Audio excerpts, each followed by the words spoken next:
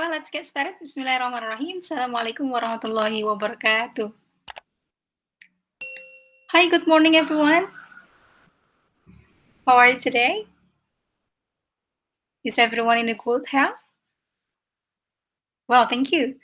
Okay, in today's sessions, we are going to go on with our previous material that we have already discussed in previous meeting. So it is about the approach or method in ELT. Okay, well, so the rest of the group, I reckon there are two groups that haven't been discussed. The first one is group 2. It discusses about the reading approach. And then group 6, the natural approach. Okay, well, first of all, we would like to discuss about group 2 presentations or group 2 discussions about the reading approach. Well, actually, I'm wondering where did you take this method from? Since we have already discussed that the method you choose, the reference should be from a book that we have already given you in week 10 or 11, if I'm not mistaken. So about teaching approach or methods in language teaching. So let me remind you that we have, let me share the screen.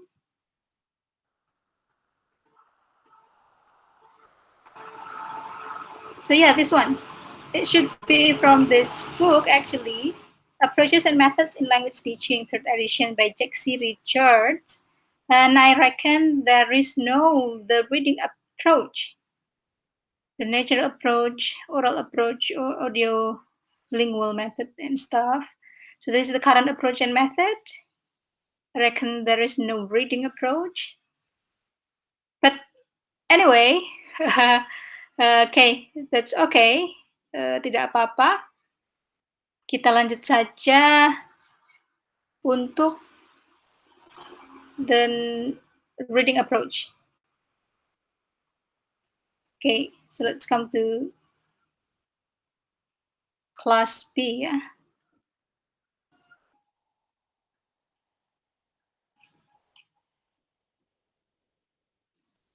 Synchronous, no.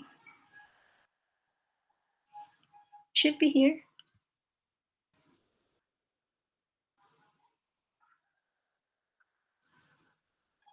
Okay, so it belongs to Mas Raihan Amru, Margi, Suryo, Ice Wulandari, Diva, Gimnastiar, Taufik, Nur Anggita, Mahreti, and friends.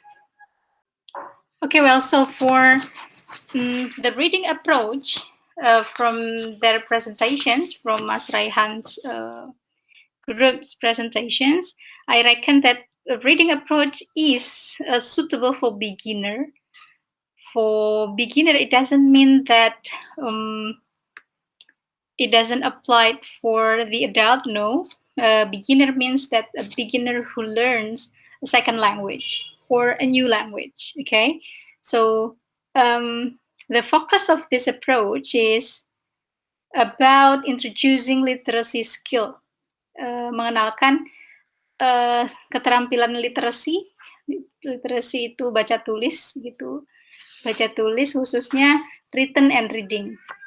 Okay, so dalam hal written, literacy skill dalam hal written, misalkan kalau kita orang Indonesia ya, mengenalkan ortografi bahasa Arab, misalkan, kalau bahasa Arab itu mulainya dari kanan ke kiri, kalau Romans itu dari kiri ke kanan gitu ya, atau semacam Mandarin atau bahasa-bahasa dari Asia Timur biasanya dari atas ke bawah begitu ya. Itu termasuk the reading approach ya, fokusnya pada literacy skill. So it also mengenalkan huruf, kata, dan sebagainya. Jadi fokusnya lebih pada the emphasis is on literacy skill. The next idea about this approach is that it is to make students understand the relation between letter and words. Jadi apa hubungannya antara satuan huruf dengan kata gitu. Lalu it's also to make students understand that language is made of words, syllables, and phoneme. Phoneme ini khususnya untuk bahasa-bahasa yang seperti bahasa Inggris ya, yang basisnya bunyi. Sebenarnya bahasa Inggris itu basisnya bunyi. Misalkan phoneme, kita jadi sebenarnya dalam bahasa Inggris kita membaca bunyi bukan letter. Makanya kenapa kalau ada struktur kata terdiri dari huruf C, A, dan T. Kalau kita mengikuti alfabet A, B, C, D, C kan harusnya set begitu dibacanya. Kalau ada tulisan C, A, T, bacanya set. Tapi kita kan tidak membaca set karena kita bahasa Inggris basisnya adalah bunyi. Jadi C itu bunyinya adalah keh, keh, keh, ya, keh. Lalu keh, teh, cat. Anda bisa rasakan? Keh, teh, cat, cat. Dan itu kalau anak-anak di native ya, mereka di sekolah dasar atau maksudnya di lower level mereka belajar tentang phoneme itu. Lalu nanti t, bat, t, rat, begitu. Jadi mengenalkan individual atau chunks, begitu, individual sound atau chunks, begitu. Alright, so it based on cognitive theory from Albert Bandura, ya. Okay, thank you this group for the presentations. Next, let's move into the next group. It is about the natural approach. Anyone knows what is it? Natural approach. Dari kata artinya udah kelihatan ya, natural.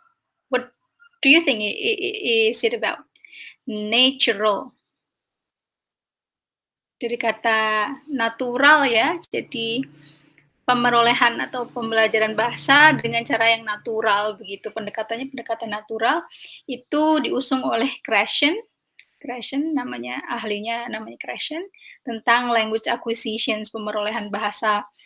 So this approach emphasize more on vocabulary learning than grammar.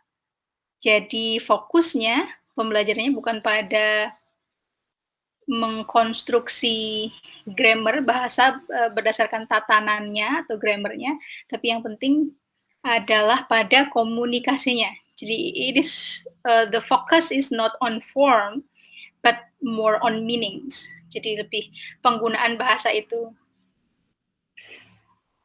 Lalu fokusnya juga adalah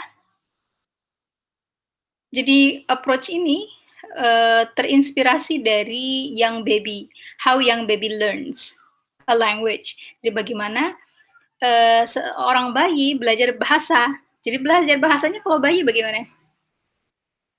Biasanya kita kasih bendanya begitu ya, lalu kita sampaikan apa misalkan ini ya, ballpoint, adek ini ballpoint, terus dia kan acquire ya, dia mengingat begitu, terus nanti dia otomatis kalau sering mendengar biasanya anak tuh disimpan dulu, disimpan waktu masih kecil sekali belum bisa memproduksi kata.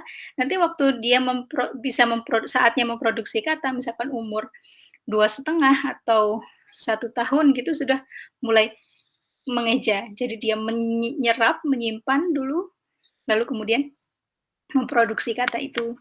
Jadi natural approach itu basisnya dari itu, dari how a baby learn language. Okay. Jadi bagaimana bayi mempelajari sebuah bahasa itu biasanya exposure. Exposure itu kita expose dulu bahasanya itu tentang apa, misalkan mama, adek, mama, ini mama, gitu kan. Lalu kemudian exposure, lalu input. Jadi natural approach itu lebih banyak menekankan pada exposure and then input. Jadi di-expose yang banyak, dikasih input yang banyak dulu, baru nanti saatnya memproduksi, dia akan memproduksi kata. Begitu ya. Lalu biasanya emang cocok teori ini untuk beginner. beginner itu pemula ya, pembelajar bahasa pemula, sekali lagi pemula kalau dalam konteks kita belajar bahasa asing, jadi, bukan harus dia anak kecil, bukan. Misalkan saya tidak bisa Mandarin, lalu saya pengen belajar bahasa Mandarin, prosesnya begitu seperti baby tadi, okay? So this approach is, applied for beginner. And then, itu ya prinsipnya tadi ya, basisnya approach ini adalah bagaimana seseorang mempelajari first language itu, seperti baby tadi. Itu overall, jadi penekanannya adalah pada bahasa komunikasi, jadi bukan pada grammar, karena anak kecil kan tidak belajar grammar ya.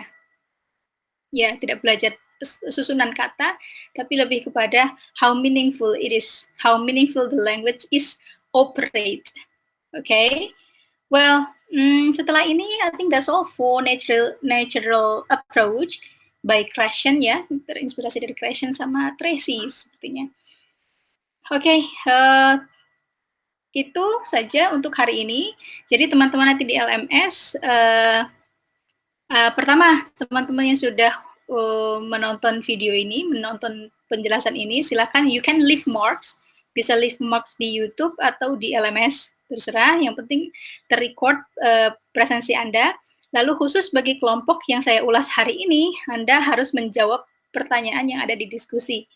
Oke, seperti kelompok yang lain yang sudah saya ulas di pekan lalu, mereka juga harus menjawab pertanyaan yang saya berikan. Lalu nanti setelah ini saya post pertanyaan terkait dengan materi atau metode yang Anda bahas lalu sudah saya ulas hari ini. Oke, thank you very much. Next meeting tinggal 2 kali meeting. 2 kali meeting akan berfokus pada strategi pembelajaran. That's all everyone. Thank you for your active participations and your attentions. Thank you. See you around. Assalamualaikum warahmatullahi wabarakatuh.